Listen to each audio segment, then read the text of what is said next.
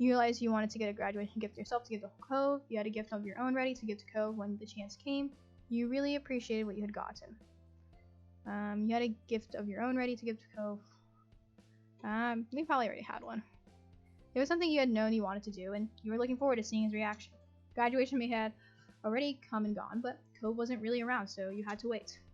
Eventually, the mall was explored in full, with every shop and nook being checked over. Rather than being home, you decided to walk over to some smaller stores nearby. Liz had many thoughts on that topic. So? Honestly, small malls are not a bastion of society. Even if smaller mall stores require extra distance, the brands are so much more. Then your sister abruptly stopped speaking and walking right in the middle of the path. It was a good thing no one was behind her. She seemed to entirely shut off for a moment. Liz? The attempt to catch her attention was unsuccessful. Something else had all her focus. Shiloh? I'm always gonna be on that. Before you could puzzle out what might be happening, she began to mumble out of the corner of her mouth. Oh, see, don't draw attention, but look. What? With a harsh whisper and a subtle jerk of her head, she urged you once more. Hey. Look! You followed her gaze as best you could to a large bunch of colorful teens strolling down the same path. Okay. You faced back over to your sister with a confused expression and an unspoken question. What were you supposed to be seeing there? See, doesn't one of them seem familiar? She was practically bouncing at this point, so you looked the group over again, and this time you saw what she was seeing. There he is! There's the boy! Amongst the collection of strangers was some brown hair, gray eyes, and lots of freckles. That's Shiloh, our Shiloh, from when we were kids! Yep, that was definitely him. I can't believe it! He's honestly just there! That's hilarious, that's incredible! Oh, but how do we talk to him? We have to pull him away from all those other people, and what if I'm wrong? Your mouth opened to reply, but she cut it off with her own answer to the question. I've got it! I'll shout the name, Shiloh! Then we can act like it wasn't us if he responds to that. No, without a doubt it's him, Z. Keep an eye out to see if he looks. Liz, can't you just try talking to him normally? We are not doing that, it's a terrible plan. Why do I have to be the one who watches? Let's try it. Fine. You didn't even know how to react. I mean, I'm a shy person myself. So I wouldn't say the direct approach. I'd be like, I didn't even know how to react. Without even needing confirmation from you, Liz put her plan into action. Shiloh! She loudly projected the word across the way and then put on an act of casualness, turning her head away from the scene while brushing at the skirt of her dress. In a supremely awkward moment, you could only stand there as attention in the area shifted to the two of you, and thanks to your sister's shout.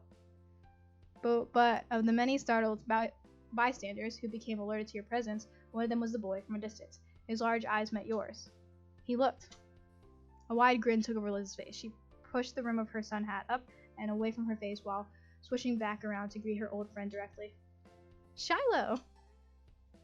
Waving, she stepped a bit closer to express her intention to meet. Without really closing the gap, she watched him come to her. Who you presume to be Shiloh looked surprised at the call-out. He stole a quick glance at the crowd he was with and hesitantly glanced back your way. He was trying to double-check something. Liz remained steadfast with her gaze trained on him, and ultimately he broke away from the rest of them. After a light-footed jog across the brick path, the young man pleasantly presented himself in front of Liz and you. Hi. Oh, I like your hat! Just that simple greeting had Liz giggling. I'm not sure if you remember this, but I'm Lizzie and that's Z. We were all friends when we were little kids. His already wide eyes grew even larger. Their gaze darting between you and Liz, his previously chipper demeanor faded into something delicate. Oh, this is awkward. But it's so much like, really, I'm sorry, but I think you have the wrong person.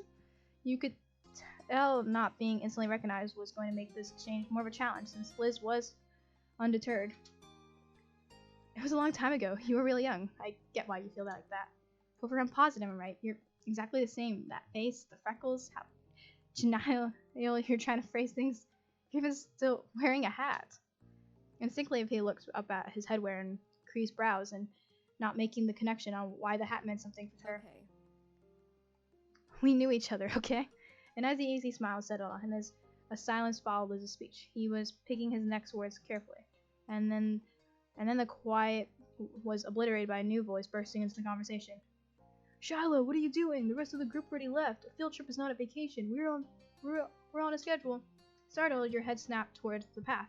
A distinctly unhappy individual with piercing magenta eyes, dark brown skin, and a sharp jaw stormed your way. Oh, does that...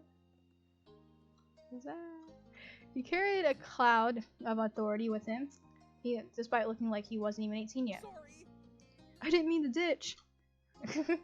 Shiloh, whose name was now officially confirmed, gestured with a hand to add to the explanation of his absence as the stranger watched impatiently. Oh, never mind. They thought they recognized me as someone they knew, but it was a tiny misunderstanding. Liz theoretically as well as literally put her foot down at that, stomping in frustration and getting more childish the longer she was around the childhood companion. We do know you! Shiloh merely shrunk in on himself. The tone he spoke with was pained. Sorry. You honestly couldn't tell if he was apologizing for the upset feeling of your sister or the palpable dissatisfaction of his new acquaintance that in itself was very Shiloh-like. Oh, you know him? Is that it? The stranger spoke in a dismissively scoffing tone, as if the words sounded as so absurd to him. It was almost amusing, but the sternness of his demeanor quickly reinstated itself. What do you mean? I tell you, I'm someone who has been forced against his will to be aware of what's going on in Shiloh's ridiculous personal life for a year. And the two of you had any importance in his general day-to-day existence, it would have come up by now. Don't bother trying to exaggerate any trivial connection you might have. It's not good enough. He's with us and you'll survive without him. Stop loitering in the road, it's rude. Excuse me? We're the rude ones? The high-strung ranting got an audible gasp from Shiloh, who finally started to speak up again in defense. Nate, that's really mean. It's also true, we're leaving. With that declaration, the unofficial introduced Nate, indignantly spun on his heels and walks speedily towards where the group went, completely confident that Shiloh would follow behind. People can sure have bad attitudes, huh? Why can't they just try to get along? It's not hard. Don't worry, though. I bet you won't have to deal with him again. And I'm sorry I can't stay to talk to you, but you have a really nice life. Bye. And that was it. His final parting words he'd given. Shiloh left the two of you behind to catch up with his own life that he had to go live. Liz watched his exit, stunned only to frown when it hit her that he was really gone as quickly as he had appeared. It appeared so fast, you hadn't even been able to get a word in. She sighed, all the energy she built up releasing with the breath. I could have told him his last name was Fields. His birthday's October 30th. That would have proved it, but no. I'm sorry, Liz. Wow, Shiloh gripped me down. You were left feeling completely defeated. Whoever Nate is, he sucks. Well, damn. Can't help but laugh.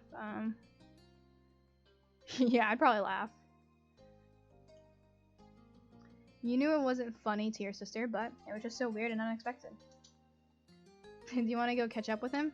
Liz merely shook her head, pushing off childish thoughts. I think we can leave it there, thanks. He's in the middle of a high school field trip, and it was already enough to see him. There's something reassuring about witnessing firsthand that he's still out there. There's something reassuring about witnessing firsthand that he's still out there, enjoying his own part of the world. Though, if given the chance, I could definitely have a few words with him about the company he's got. She laughed, but you could tell there wasn't much humor to it. She was mad at that guy, even if she was happy to let Shiloh go. Maybe they're only with each other because of the trip, and it's not usually how things are. True.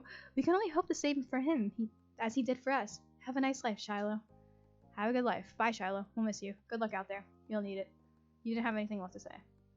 I'd probably go with this one. The smile at you. It had the self-confidence you knew so well from her. Come on, little baby sister. Let's finish our own trip. Yeah. No matter how either of you really felt about the occurrence, it was something you simply had to accept. People you know just disappear and reappear in the most unexpected ways.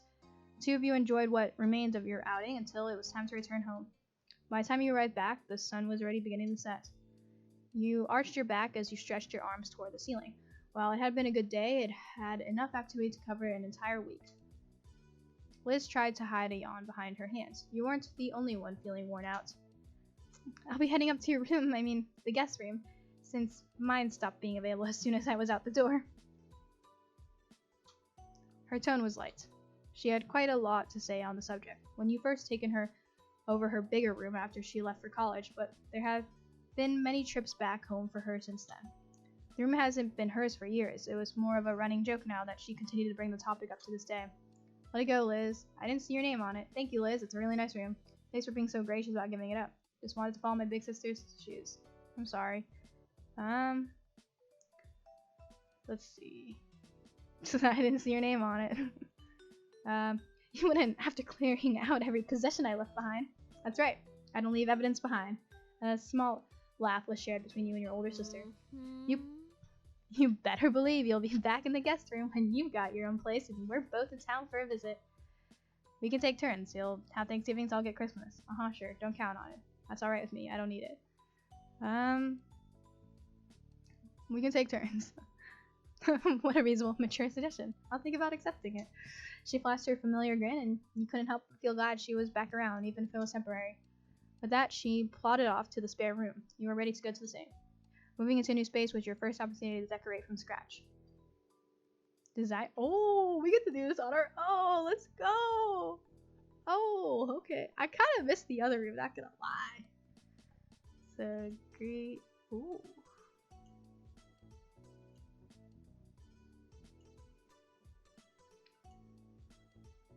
Ooh. Huh. So I'm between like yellow or green. Cause like, okay, blue's my favorite color, but we got no gaming setup, you know? What's extras? Extra one? Huh? Oh, what's that? Window, left, right. Huh. Oh, it just changes. Walls, left.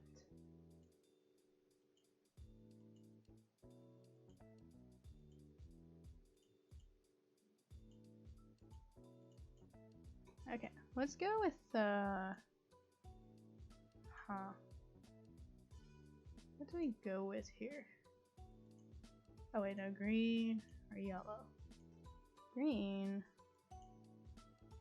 Okay, we'll go with yellow, just cause like I didn't have my truly great gaming setup I have right now when I was at this age. Let's see extras.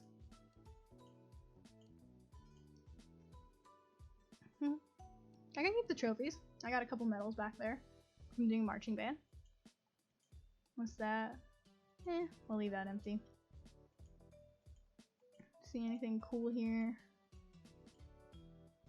I probably have some plushes on the wall. Let's see.